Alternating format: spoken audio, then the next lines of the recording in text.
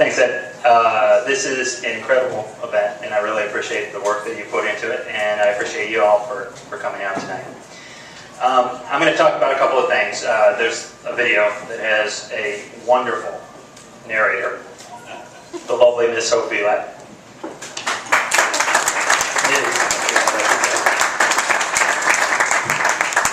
So because we don't have the video, I'm just going to give you a brief bio for those of you I haven't had the chance to meet yet. Then I'm going to tell you about why I'm in this race and what it's about. And then I'm going to tell you about why we can win. Although I covered some background, I'm getting to a little further. So, my name is Bielat. I'm running against Barney Frank. I always like to throw that out there just to hammer it home. This is what we're about. We're about taking out one of the most significant players in the financial collapse, in the real estate meltdown. I live in Brookline with Hope. We're expecting our first child in August, a little baby boy. We're very excited about that.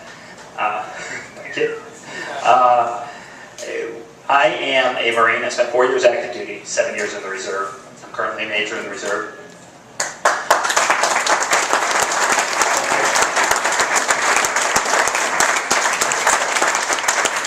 I know we've got at least 2 other Marines in the room, one back there and one there. Anybody else?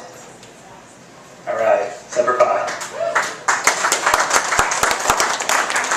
So, 4 years active duty, after which I went to Harvard, did a Master in Public Policy. I have an MBA from Wharton. Spent a couple of years at McKinsey & Company as a management consultant. Most recently, I ran a $100 million line of defense robotics used to go after roadside bombs in Iraq and Afghanistan. So what I'm bringing to the table is a little bit different than what Mr. Frank has brought to the table. I've worked for a living. I've worked in the private sector. Barney Frank, over the course of his entire 40-year career, has worked 1 year that wasn't on the taxpayer dole. He worked at Harvard for a year.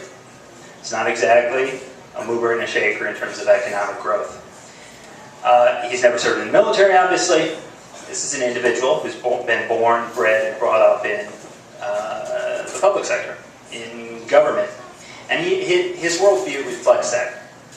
Barney Frank believes that there's a government regulatory solution to just about any problem. When all you have is a hammer, every problem looks like a nail. And that's Barney's approach to things. So there's really 3 things we're going to be talking about this year. And these are things that I've talked to people across the district about. Democrats, independents, Republicans. The first is Fannie and Freddie and Barney's role there. A lot of people are shaking their heads. A lot of people are familiar with this issue. And you'd be surprised the extent to which this resonates. For those of you who aren't familiar, Barney Frank pressed very hard to have loans made to individuals who were low income, and in many cases couldn't afford those loans. He ushered in the era of subprime lending, and he did everything in his power to prevent restrictions on Fannie and Freddie and their ability to make these loans.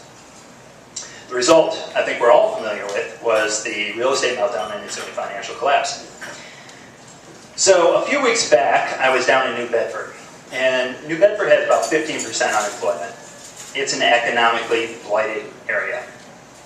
And we went to a donut shop. It was mom and pop. It wasn't a Dunkin' Donuts. It was kind of a ramshackle donut shop. And outside there's this table, kind of dirty. It's Tuesday morning at 11 a.m. and there's these 2 gentlemen sitting there. And they weren't at work. I'm presuming that they probably didn't have a job. I didn't ask, but that's my presumption. And I think it's a safe bet in that part of the world.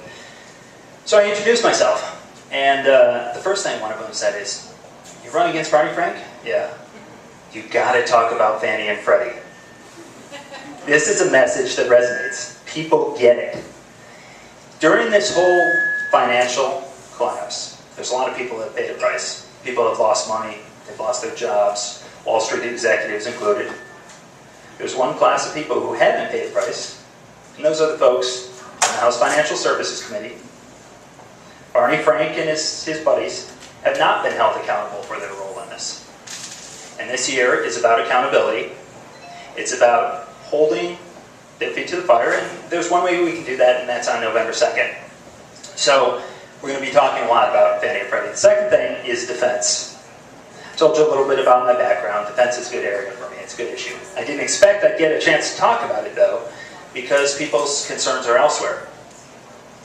For some reason, Barney Frank has decided that that's a topic he wants to engage on. He's never sat on the armed services committees, never worn the uniform, he's never worked in the Department of Defense or the defense industry. But he thinks that's a good place to expend his energies. So he recently commissioned a bipartisan task force to look at how to cut defense by 20 to 30%. We're not talking about shaving off 1% or 2%, we're talking about cutting 1/3 of our defense capability. And so, as an example of the type of experts that he assembled to make this recommendation, is an individual who worked for the Rainforest Action Network, before he worked for Greenpeace, before he visited Cuba and Iran. These are the kinds of people that he's turning to for advice, and this is the sort of policy that he's putting forward in a serious way as an answer to the problems with the deficit. And why would he do this? Well, the reason he'd do this is because he doesn't want to see any social programs cut. He'd rather have us roll the dice on defense than he would to take a chance that he'll lose a penny for a social program. Which brings me to the third issue, and that's the deficit. Barney Frank has never met a social program that he did not want to fund. And it's adding up. It's adding up. And you look at the sum of these 3 items, and you look at the other things that are going on. You know, we have an administration that believes that we should be tough on our allies, on Israel and the UK, and hard on our adversaries. I'm sorry, I had to reverse that. That's the way it should be. Hard on our allies and tough on our adversaries. You know what I'm saying. I don't know why I can't get that one right tonight. But the point is, we turn our backs on Israel, we turn our backs on the UK, but we don't get that tough with Iran. We literally bow to the leaders of Japan and China. And the question is why? Where are we going? Where are we going with this lack of attention to the deficit? Where are we going with this lack of a path in foreign policy?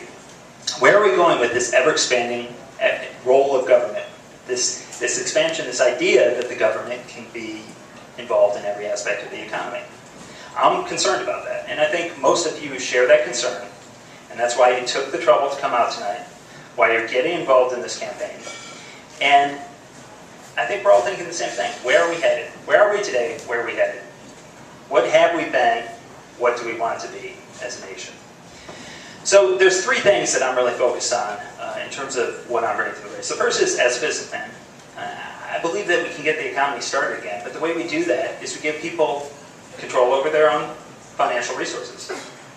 We give them the opportunity to succeed in their chosen businesses, in their chosen workplaces, and we do that through giving them their money back. You know, so there's a hypothetical that I like to pose to people down in New Bedford and Fall River, where they're heavily dependent on their perceptions of the Obama stimulus package. And so they sort of say, you know, this has helped us, and, you know, Obama's looking out for us. Has it done you much good? Not so far, but, you know, hopefully it gets to us. So I ask, here's a hypothetical. Option A, the government can come and fund a bridge in the next town over.